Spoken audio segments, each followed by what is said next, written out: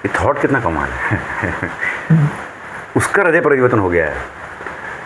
और वैसे भी जो उनके थोड़े और भी कम सीन्स थे, लेकिन जो भी जितने भी सीन्स थे आइकॉनिक सीन। राम लखन आज भी उतनी मजा आता देखने। अरे कितनी मजा आती है। सौदागर आज भी को मजा ही आएगा। मजा तो बाद में कंट्रोवर्सी खत्म भी हो गई afterwards when people saw the film. एक जो अच्छा जस्ट सी द कॉन्ट्रास्ट, साजन में वो खुद चल नहीं पा रहा है। हाँ।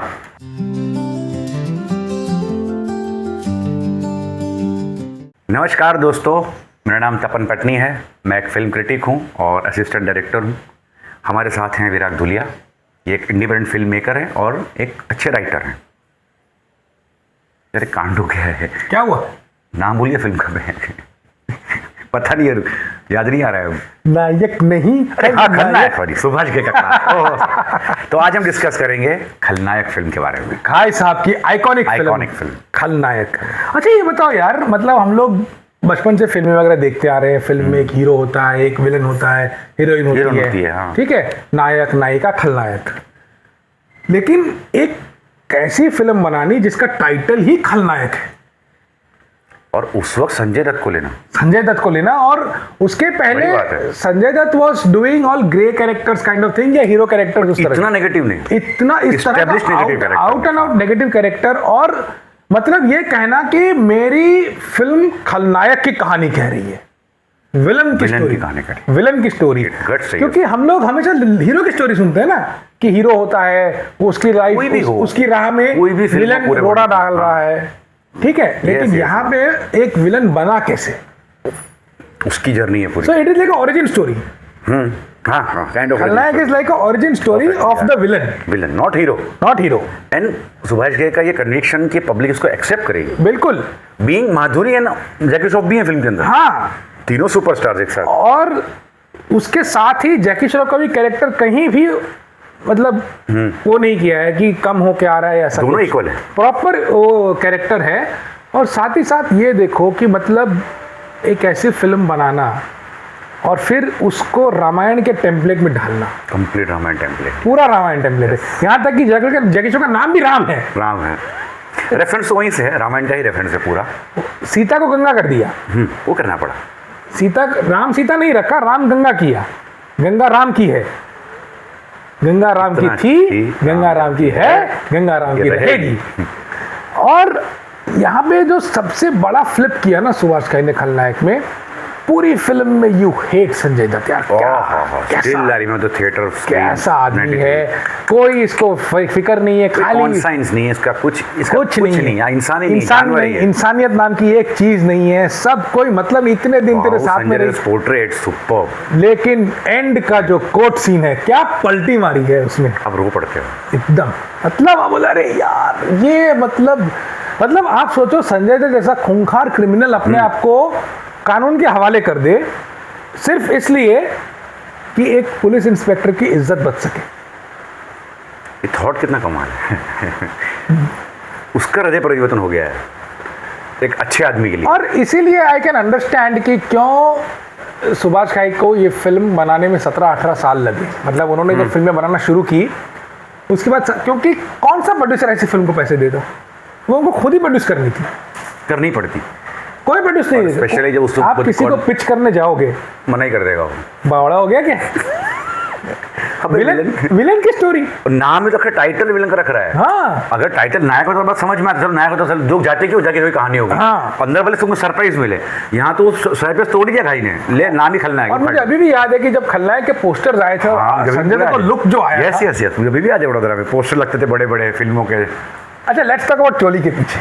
अरे बाप रे, दैट वाज अ फट गई सेंसर बोर्ड की कंट्रोवर्सी का किंग था उस वक्त। मतलब लक्ष्मीकांत प्यारा का संगीत आनंद बख्श ने लिखा था, लेकिन ऑलका क्या गाना तो आइकॉनिक था, उसको काफी अवार्ड भी मिले, फिल्म अवार्ड मिला एकदम। मतलब बट उस वक्त जो हंगामा हुआ था उस गाने को लेके, लेकिन देखो वो हंगामा पता है वो फिल्म देखने के पहले हुआ था, जब लोगों ने फिल्म की कंटेक्स्ट में गाने को देखा तो उनको समझ आया कि अच्छा ये तो इसलिए ये गाना था। एक चीज समझनी चाहिए, ये आजकल जो हंगामे शुरू हो जाते हैं फिल्म देखने से पहले, राइटर, डायरेक्टर, एक्टर, कोई भी बंदा रातों रात तो फिल्में बनती नहीं है। नहीं 2-3 साल 4 साल। अब अगर राइटर या डायरेक्टर ने कोई चीज रखी है, सोच के रखी होगी ना, अब आप देखते हो उसको कंट्रोवर्सी, वो देखता है एज अ कैरेक्टर। बिल्कुल। चोली के पीछे क्या है, जो फिल्म समझ में आता है क्यों ये गाना लिखा गया है, बख्शी साहब ने लिखा है। अब ये लोग इतने छिछोर लोग तो है नहीं, बिल्कुल नहीं। लक्ष्मीकांत लेजेंडरी है, कंपोज्ड है, legendary lyrics writer, legendary music director, इतने इज्जतदार लोग जो ऐसे क्यों लिखेंगे? बिल्कुल, क्योंकि किरदार कहता है कुछ, तो वो पब्लिक को भले, तब तो बाद में कंट्रोवर्सी खत्म भी हो गई afterwards when people saw the film. एक जो उसमें और एक जो हमने और एक वीडियो में बात की थी, इसमें दोहराता हूँ, साइड कैरेक्टर्स, सेकेंडरी कैरेक्टर्स कितने बहुत इंपॉर्टेंट है, जो इसकी टीम में है, संजय दत्त की टीम में। सुभाष घई की हर फिल्म का प्लस पॉइंट है। हाँ बिल्कुल। बाद की फिल्में खराब है, बात अलग है। जैसे आप देखो राम लखन, हाँ, सतीश का कैरेक्टर इंपॉर्टेंट कैरेक्टर है, और वो दुकान खेर, हाँ, वो दुकान ही चला रहा है अपनी, हाँ, बट वो कैरेक्टर कितना इंपॉर्टेंट रखा गया है, कितना इंपॉर्टेंट है वो, you will feel that character, you know. तो ऐसा नहीं कि अनिल कपूर की कहानी, ऐसा नहीं, नहीं, बिल्कुल नहीं, बिल्कुल। खलनायक भी सेम है, हाँ, उसमें भी काफी खलनायक में भी, कैरेक्टर्स हैं। अच्छा, नीना गुप्ता का जो कैरेक्टर था, हाँ, यस, उन्होंने उस गाने में तो जो परफॉर्म किया, ठीक है। See, Madhuri is known for dance and her expression during dance, लेकिन नीना गुप्ता ने जो कमाल का टक्कर दिया है, मतलब उस गाने में। और वैसे भी जो उनके थोड़े और भी कम सीन्स थे, लेकिन जो भी जितने भी सीन्स थे, हर सीन्स में वो शाइन की है एकदम, मतलब यू नो।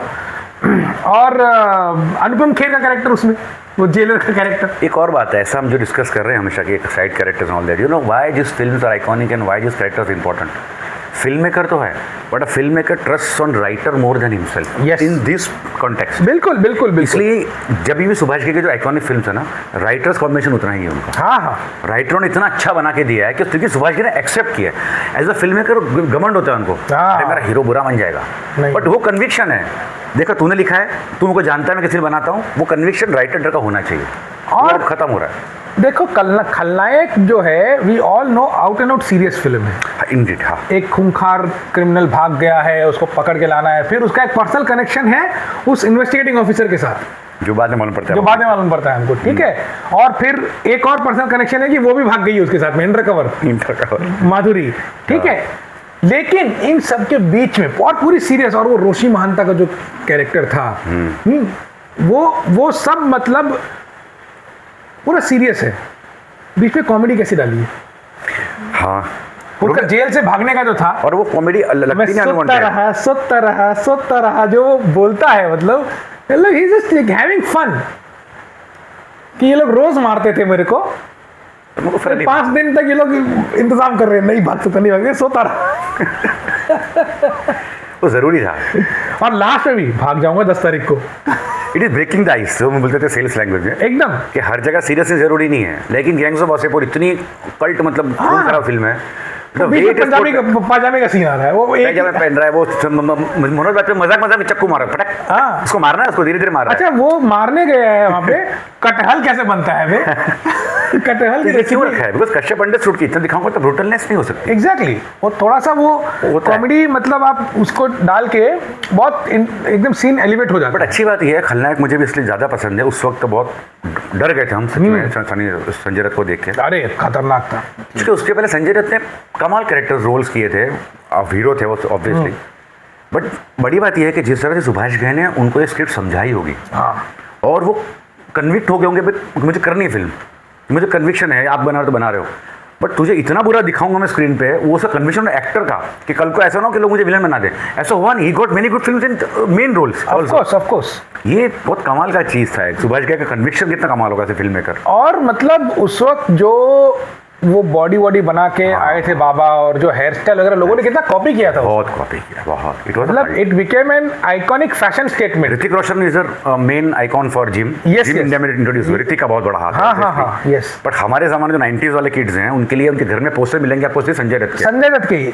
भले संजय दत्त जिम ना किया, body building introduce, body building उन्होंने करी है, कि फ्री स्टाइल एक्सरसाइज करना, पुशअप्स करना, और ये सब। आज भी आपको जितने भी हमारे हॉस्टल लाइफ के देखो, स्कूल लाइफ के, बचपन के आपके पोस्टर्स घर पे होंगे, संजय दत्त के संजय दत्त क्या होंगे, अब जाते थे बाल कटवाने, हाँ, सैलून पे, सब संजय दत्त की स्टाइल चाहिए मेरे को, खास करके साजन और खलनायक। हाँ, अच्छा, साजन और खलनायक दोनों कितना कॉन्ट्रास्ट। 93 सेम ईयर, कितना कॉन्ट्रास्ट संजय दत्त ने क्या पोर्ट्रे किया साजन में, मतलब कमाल कैरेक्टर था वो, मेरा बहुत फेवरेट है संजय दत्त के अंदर। मतलब उसको वहाँ पे वो ठीक से चल भी नहीं पा रहा है, ये सबटल आदमी है, और यहाँ पे अच्छा जस्ट सी द कॉन्ट्रास्ट, साजन में वो खुद चल नहीं पा रहा है, और खलनायक में सोसाइटी को बैसाखी पकड़ा दी है।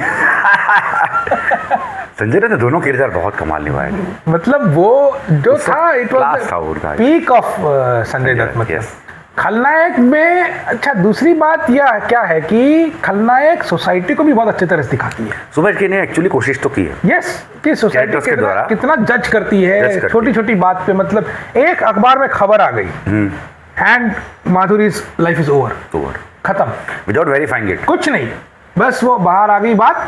और लेकिन फिर भी जैकी श्रॉफ को भरोसा है।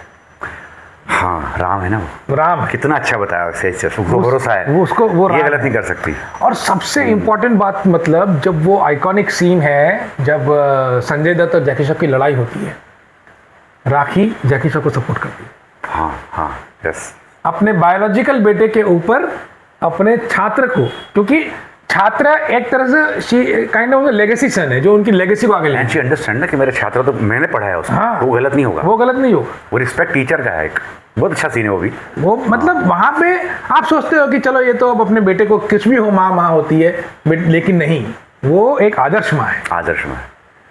देखिए ये सब छोटी छोटी वैल्यूज वगैरह जो सब। सुभाष घई का सिनेमा इसलिए बड़ा इम्पोर्टेंट रहता था उस वक्त, उसका रीजन ये था। यस यस, सौदागर देखो, आपको भी देखो, फैमिली वैल्यूज, एकदम फ्रेंडशिप, फैमिली वैल्यूज और वो सब चीजों को लेकर के, मतलब। और 80s तो was like he was at a peak, no doubt. Hero, Meri Jung और ये सब जो बनाई उसने, रिपीट वैल्यू फिल्म्स हैं। हाँ एकदम एकदम। राम लखन आज भी उतनी मजा आता है देखने। अरे कितनी मजा आती है। सौदागर आज भी को मजा ही आएगा, मजा ही आएगा एकदम। मतलब आप देखिए कमर्शियली एंटरटेनिंग है, एक मैसेज भी बताती है, म्यूजिक कमाल का होता है, म्यूजिक कमाल का होता है इन सब का। भाई उसमें एक्सपर्ट है। और मुझे ये भी एक मैं वाक्य शेयर करना चाहता हूँ। मैंने एक ट्रेनिंग की थी स्क्रीन राइटिंग की, उसमें 5 दिन की ट्रेनिंग थी, लास्ट का 2 घंटे का सेशन था विद घई साहब।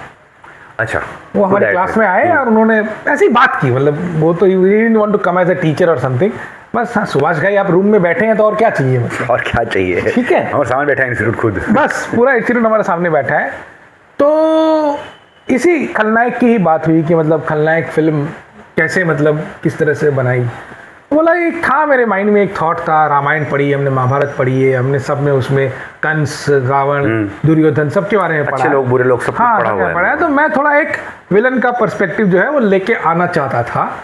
लेकिन उस जमाने में ये था कि आप फिल्म को गानों के बिना इमेजिन नहीं कर सकते थे, इम्पॉसिबल।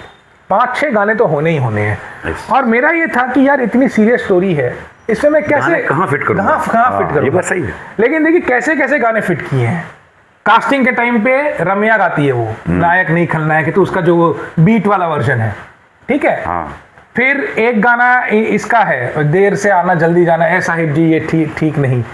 फिर एक गाना माधुरी और संजय दत्त के बीच में है, पालकी पे होके सवार चली रहे, और चोली के पीछे तो है ही, ठीक है। और फिर वो टाइटल सॉन्ग उसका नायक नहीं खलनायकों में जो संजय दत्त पूरे डांडिया बीट्स पे गाता है। तो कैसे कैसे ये पूरे गाने इसमें फिट किए गए और सही जगह फिट हुए, लगता भी नहीं ऐसा, एकदम सही जगह फिट हुए।